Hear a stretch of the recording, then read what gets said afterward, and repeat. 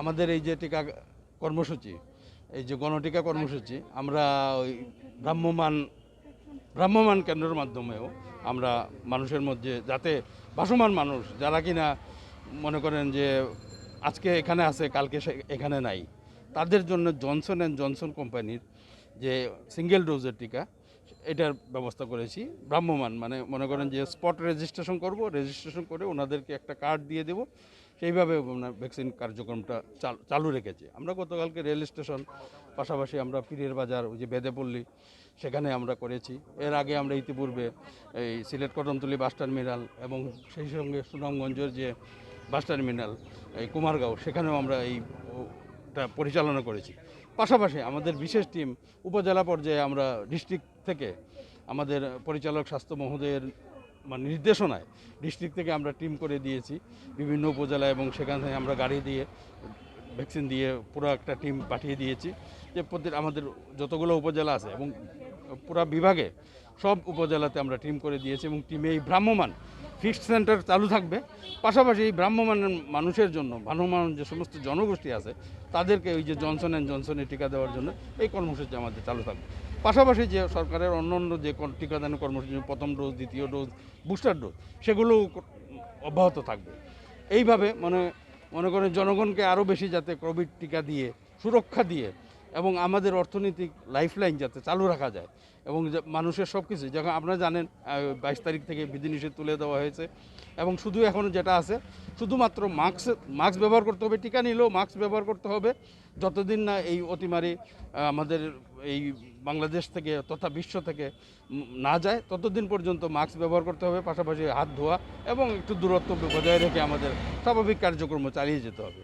এই কার্যক্রমের জন্য আমাদের মাননীয় প্রধানমন্ত্রী জননেত্রী শেখ হাসিনা মনে করেন যে গণমুখী কর্মসূচি, গণমুখী মানুষকে স্বতঃস্ফূর্ততার সহিত মানুষকে সম্পৃক্ত করে টিকাদানের, এবং প্রতিটা মানুষ যদি আমরা সুরক্ষা দিতে পারি, কারণ আমার প্রতিবেশী এবং আমার আশেপাশে যারা আছেন তারা যদি সুরক্ষিত না থাকেন তাহলে আমিও নিজে সুরক্ষিত না।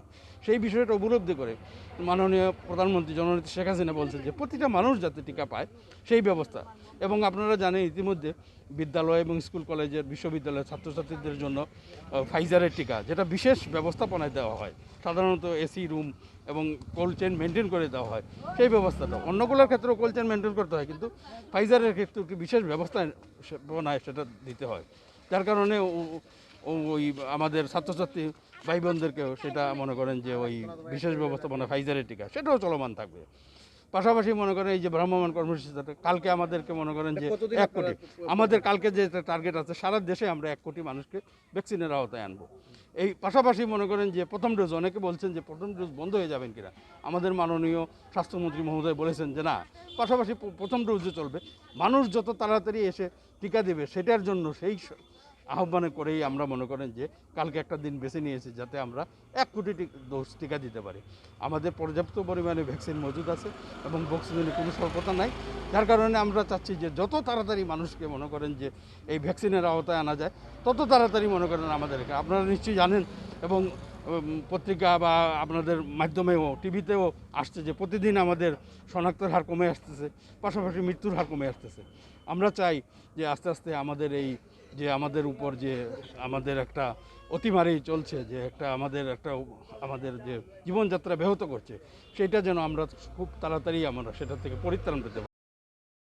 কার্ড লোকের না থাকায় আমি টিকা দিতে খুব খুশি। আমরা আইডি কার্ড না থাকায় আমরা সকলতে খুশি। আমি মনে করি আমি সবজির ব্যবসা করি, আমার বেশি খুশি যাতে আমি সুন্দর মতো ব্যবসা করতে পারবো, আমার কেউ ডিস্টার্ব দিত না, পুলিশও ডিস্টার্ব দিত না, গেলে বহুত বেশি খুশি। এখন শুরু করেছি এই গণটিকা কার্যক্রম।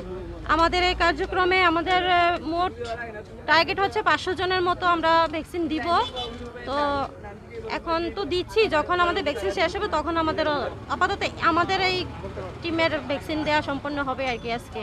আর যতক্ষণ পর্যন্ত আমাদের টার্গেট ফিল আপ না হবে আমরা এই জায়গায় থাকবো, অথবা আমরা অন্য জায়গায় যেতে পারি।